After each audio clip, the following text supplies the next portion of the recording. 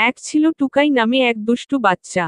ও সব সময় খেলাধুলা করত, কিন্তু দৌড়ে কখনো সবার আগে যেতে পারত না। টুকাইয়ের খুব মন খারাপ হতো। একদিন টুকাই গ্রামের মেলায় গেল। মেলার এক কোণে এক বুড়ো জাদুকর বসেছিল। জাদুকর টুকাইকে ডাকলো আর বলল, টুকাই, তুমি কি খুব দ্রুত দৌড়াতে চাও? টুকাই বলল, হ্যাঁ, আমি চাই সবার আগে যেতে, কিন্তু পারি না। জাদুকর হেসে একটা চকচকে জুতো বের করল। সেটা লাল রঙের আর ঝলমলে তারা আঁকা ছিল। জাদুকর বলল, এটা হলো জাদুর জুতো। এটা পরলে তুমি যত দ্রুত চাইবে তত দ্রুত দৌড়াতে পারবে।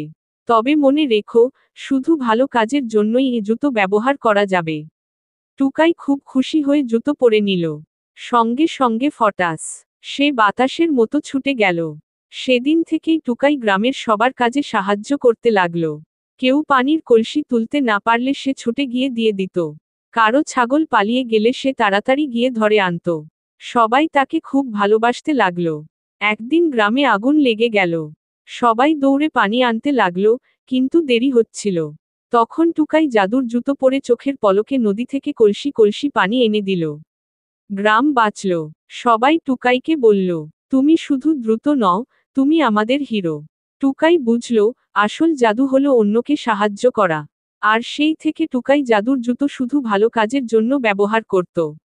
বেল শিক্ষা, লোভের জন্য নয়, অন্যের উপকারে আসাটাই আসল জাদু।